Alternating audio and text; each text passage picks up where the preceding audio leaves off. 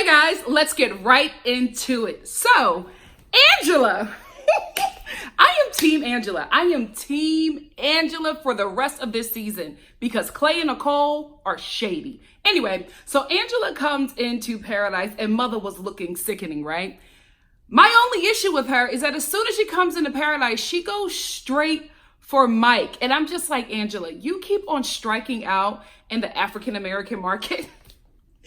So I just need you to go. And has she ever tried a Caucasian guy before? I know the next episode she does, and I hope it works out for her. But I'm just like, sis, sometimes you got to go against your type. Sometimes what you want doesn't necessarily want you or is good for you. But I get it, girl. I have dated around as well. It's hard to quit a black man. Oh, it's hard to quit a black man. Pray for me. Now let's talk about the double standard in Paradise. Since Angela has come to Paradise, everybody in this cast, in their confessionals or in their scenes, have made comments about her coming to Paradise and why would she do this to Clay and Nicole. But in Angela's confessional, she makes perfect sense to me. She says, if Clay can come here and find love, why can't I? We were both in the same relationship, so why is it okay for him to find love and not me? I'm really hoping that it's just the fact that Clay and Nicole have been there, so the cast is probably siding with them because they have gotten to see them grow and know them a bit more and not misogyny. You know what I mean? Like, I'm really hoping that they are just saying this because of who got there first and not because Angela is a woman. Because if Clay can do it, so can she. Don't get mad at Angela because she's doing it better than Clay, because can I just say, he has been shook the whole time. The whole time that she has been here, he has been shook. He's talking about her in his confessionals. He's talking about her in his scenes. The only person he isn't talking to Angela about is Nicole, and that's because he has not spoken to her. Angela came into Paradise and Clay forgot who Nicole was. This is what happens when a corny dude start capping up a corny chick and she start thinking she better than some chick that she cannot hold a candle to. Because let's tell the truth and shame the devil. Nicole is Nicole. She ain't no Angela. Now, let's discuss something that has been bothering me for episodes. And because I love this girl, I have not addressed it, but I have to address it now. Tay-Tay is getting on my nerves. Guys, y'all know I'm Team Tay-Tay, but I'm starting to see something in her that I do not like. Case in point, so Angela comes into town. She sashays her way into Paradise. Clay is shook, he's stunned, he can't speak. Nicole is hating. Never met this chick before, and she is hating on her, right? Let me digress for a second. Nicole is hating on Angela because, like I said before, she's no Angela. And she also knows that a man still loves that chick because ain't no way, guys, ain't no way that Clay is acting like this because he doesn't want to see his ex in Paradise. You know, I get that, right? When you break up with your ex, you don't want to be around them, especially when it's fresh. I totally understand that. But the way Clay is acting, bro, you still got feelings. You still have deep feelings for this girl, and what you told her obviously wasn't true because she's walked in here, is paying you and Nicole dust, and all you two do is talk about her. You're not over her, and Nicole ain't over her. Back to the statement at hand. Tay-Tay. So Nicole is being a hater. Just being an immature hater. Angela sitting on this island or whatever, the coast of Mexico, living her best life, chatting to everybody, getting a drink, rubbing up on Mike, not even worried about these fools. Nicole, constantly talking about how she hates Angela, is sitting there making fun of her, making fun of how she walked. Let me tell you something. You can make fun of that chick all you want to, but she sashayed down that wedding aisle like you're supposed to in front of your ex when you know they made the wrong choice. She did what she came to do. So anyway, Nicole is hating on her for no apparent reason other than the fact that she's intimidated and jealous. Who's hyping her up? Tay-Tay. Disgusted, sis. I'm so disgusted in you. This is why it has not worked out for you in Paradise. Because you have spent so much time being messy and everybody else's business. You have not focused on getting a man for your damn self. Because you should have left Paradise with Mike. Turns out she left with JPJ. Girl, how? Anyway, so Tay-Tay is not only hyping up Nicole with her talking just mad crap about Angela, she's also adding to it. And they know they're on camera. Y'all grown. Good and grown. Over the age of 25 at this point. You should know better. You should know better. And in this day and age, especially as a woman, when you get older, You should already know you ain't never got no beef with the chick. Your problem is always with the dude. If you are dating somebody and his ex is somewhere in the vicinity or comes into town, wherever y'all at, and he don't introduce you to her or make it known that you guys are together, there's a problem. It's a problem with her, it's a problem with him. Something is going on and your man needs to address it. You sitting over here hating on Angela because you haven't spoken to her. Because Clay hasn't made that happen. That's on him. Why she gotta come to you? She was the first. I didn't expect much from Nicole because since I've been watching her on this show, the bar has just been lowered. I expected more from Tay Tay. I don't know why, but I just expected more from her because I feel like the image that she gave us on camera was, this really sweet girl. And now I'm getting, not mean girl, because I know that's what Skipper wants, but I'm getting a follower from her. I think we all thought that Tay Tay was going to come into Paradise and be some kind of leader and, really be the star of this season. And she's been like this follower falling back by the wayside and just falling into this corny category where none of us thought that she existed. Maybe this is who she really is. Girl, I hope not. Girl, I hope not, because the fandom has been rooting for you. You know what, Angela? I really hope you need to sit down with somebody. You need to sit down with a comedic shade writer, like all these housewives do, right, on these reality TV shows. You need to sit down with somebody. Call me. My information is on my in my YouTube channel.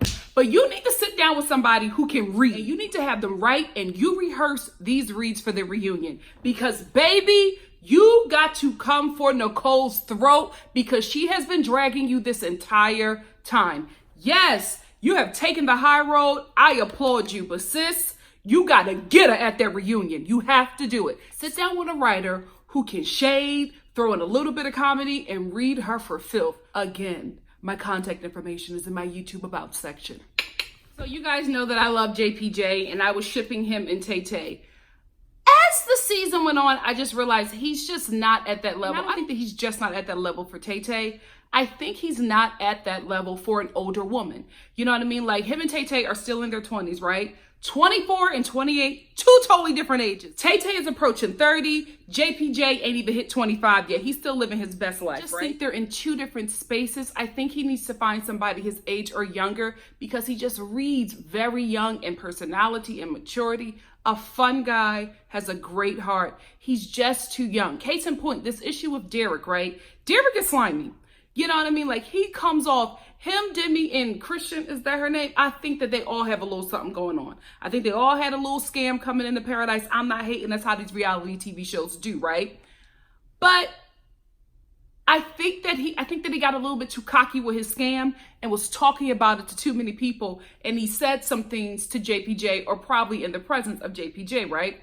My issue with JPJ is that he doesn't know how to confront Derek about it. He just bulldozes him, like Derek said, and just yells at him and, just looks very childish in this disagreement. Also, he doesn't produce receipts.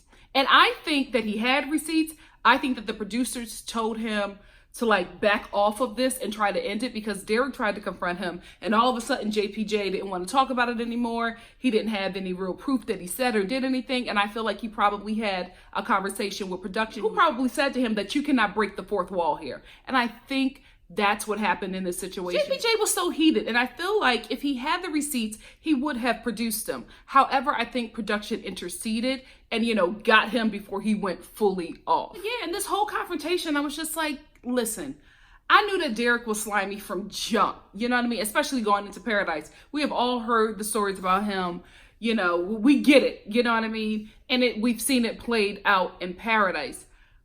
But I could not side with JPJ because he was just so childish about this disagreement. His actions made you want to defend Derek, although we knew what he was saying about Derek was the truth. And here is why I take back my JPJ Bachelor nomination. Like I said before, he's just too immature. He's not ready for the position. Here is why. He is going around like a little gossiping schoolgirl, trying to dog out Derek to everybody in Paradise. Like he really wants to poison Derek to everybody. The thing about it is, even if they know, which I think a lot of them already know, that Derek is grimy, right? They've been friends with him for years. They just met you. So all of this dogging out that he's trying to do to Derek, it's not working on anybody because they have a relationship with Derek, not you, JPJ. Then we get to Haley, who JPJ is trying to dog out Derek too, and Haley is listening to him, and she just simply says to him, you're talking about how terrible Derek is, but you did the same thing to me. The things that you're saying that he did to Tay Tay, you actually did to me. JPJ, in all his immaturity, does not even accept responsibility for that. First of all, he acts like she's attacking him when what she is saying is valid. Her feelings are valid. She was played by JPJ. I'm pretty sure a lot of you guys were shocked that she was even into him. I thought that she was a producer plant, but homegirl was really crying over JPJ and really just being really heartbroken about them two not working out. So I had no idea that Haley was really into him. Anyway, she tells him that you're doing the same thing. You're kind of being hypocritical. Actually, you are being very hypocritical. JPJ acts like she's attacking him, and then he's all like, oh, well, you know, it just happened. It is what it is. You're a big girl. You know, you can put on your big girl pants and find a man in paradise. Like, don't put this on me. It's not my fault. And I'm like, are you kidding me, bro? It's absolutely your fault. You can't say, oh, I went out on a date with you because the girl that I really want told me to. How are you going to say that to a woman and think she's going to be okay? He cared nothing about her feelings. He was being extremely selfish. And I was just like, you know what, JPJ, I love your passion. And I know we will get results from him if he's the Bachelor. I don't think he's at that maturity level that he needs to be to hold such a big position. And he needs to be a little bit more kind. He's not being kind. JPJ is only kind to people that agrees with him and gives him what he wants. Because this conversation didn't go the way he wanted with Haley. He decided to make himself the victim and put all the responsibilities on her and say some really shady things to her. He gets in a disagreement with Derek. It doesn't go the way that he wants. So he spends the rest of his time trying to poison everybody in paradise against Derek. It's not a quality that I want in my Bachelor. So JPJ, unfortunately, baby, I gotta take my nomination back. Pilot Peter, rock on. And while Haley is having a breakdown over JPJ, who decides to comfort her? Blake and his hammer. Dude, back away. Back away. This is the thing, right? Blake does not give me sleazy. I don't get that from him, but I told you. He's that charming guy who will be kind to you and will be that friend. He won't try to make any passes. He won't do anything that makes you feel uncomfortable. But if you ever decide that you want a taste of that hammer, he is always ready to deliver. Blake, back up. Back up. Okay, JPJ is giving me the ID channel. Now he's going crazy again over Derek, and this, you won't like me when I'm angry, Derek. What is wrong with you? Sitting in his confessionals, I just really love Tay Tay. Didn't say Tay Tay. If he would have said Tay Tay, speaking of my lingo being used, thank you so much for all of you guys who let me know that, what is his name? Chris Mikowski, the dude that I call the poor man's Gerard Butler. All of a sudden, out of nowhere, the Bachelor is now using pictures of him with the title, not Gerard Butler. I told y'all they was watching. Pay me! No, seriously, let's work together. Come on. Come on. Bachelor Nation loves me. We get 2 entries into paradise. We get Matt, who I'm glad that he's finally getting some shine. You guys know that I really loved him. I loved his intro with his family. I thought that he would have been a really good pick for the Bachelor. We'll talk about in the next episode why I disagree with that statement. All my nominations are just falling apart. And then Luke, the poor man's Nick Val, that's who they call him. But I really think that he's the poor man's Justin Timberlake. I get Justin Timberlake from him before he started pressing his hair. Remember when Justin Timberlake used to let his natural curls flow and he decided to go back to being Caucasian? Black Justin Timberlake, that was a time. That was a time. But you know what? I'm looking back at it now. And I'm just like, I would never be into an adult man like that. Because Justin, you got to think about it. We all thought he was so fine when we were much younger. Looking at him now, not saying that he's not attractive. He's attractive to Jessica Biel. But he's so corny.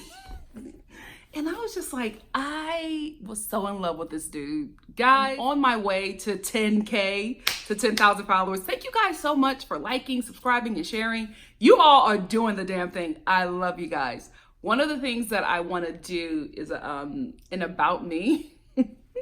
So I'll tell you guys when to start sending in questions, but you know, just a quick about me. I was in love with Justin Timberlake Usher, Tyson Beckford, and there was one other guy. Chris Evans, but it was before I knew his name. I used to call him that fine guy from the Not 10 Things I Hate About You movie. Girl, those were my crushes for the majority of my teenage years. Am I missing somebody? Oh, the Mighty Ducks boys. I was in love with the Mighty Ducks and the Sandlot boys. Oh my gosh. Yeah. Brandon Adams, Mike Vittar, before he became a racist. Like, whoo, I had some crushes. You know what? Come to think about it, my dating life as an adult makes sense now because I had all kinds of crushes as a kid and my mother never said anything. Thank God for open-minded parents because like, I had all kinds of posters on my Keanu Reeves posters on my wall right next to Usher. And nobody said anything.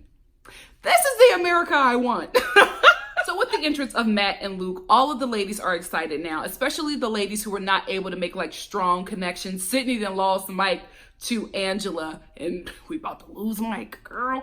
Anyway, and Christina still doesn't have anybody. So Luke takes Christina because that's somebody he's been eyeing, and Matt takes Sydney because everybody on Paradise forces him to take her. We'll talk about that in the next episode. They're out on like this double date and Christina is talking about Blake the whole time. And Luke is just like, why are you on a date with me talking about another dude? And I felt bad for Luke in that moment because I think he realized that Christina wasn't into him. She was into Blake and she was just with him because Blake wasn't with her. Poor guy, he can never catch a break. Now let's talk about Matt, who needs to be in Jesus camp and not in Paradise. First of all, he can't take this heat. I feel like, what is her name? Tajwan would have been the perfect match for him. They both have sweating issues. Anyway, he is spending the whole time talking about, oh my goodness, what is my mom gonna think? Oh my goodness, what is my mom gonna think? I'm holding hands with a woman. And I'm like, Matt, I'm starting to read this a little different. But anyway, he's on the date with Sydney. Sydney, poor girl, is like trying to get this man to kiss her. It won't happen. She's like leaning in, trying to be sensual, talking a little sexy. He's not taking the bait. And he knows, like production in his confessionals, I feel like they're like forcing him to make a movie. He's just like, oh, my mom's gonna watch this. My mom's gonna watch this. I'm like, how old are you? How old are you? Why are you here? Listen, I love when a man takes his time. There is nothing more unattractive to me than a dude that moves too fast. This is at like a snail's pace. Like, I get that you just met Sydney. I totally understand it. But let's be real. This is Paradise. We want marriages after you have known people for 2 damn days. It is what it is. You signed up for the show. Now all of a sudden you get here and you're on a date with Sydney. Y'all both grown and you're just like, I can't kiss her. I'm a toddler. It's unattractive. And I was rooting for you, Matt. But I just don't think you're fit for this process. I think outside of this, I would totally be into a dude like Matt. I'm really serious about that. I don't like guys that move really fast because I just feel like you're trying to get intimate with me and I don't even know your middle name. What's your credit score? What's your social security number? Like, I feel like I need to know these things before you put your penis in my vagina. That's just me. Like, dude, it's Paradise. You can't like hold this girl's hand or kiss her because your mom is watching. Dylan and Hannah are literally banging on camera. Banging. I'm just like, God. Hannah, butt naked, got her legs spread right open, and Dylan is just in it, living his best life, and you can't kiss Sydney? Dude.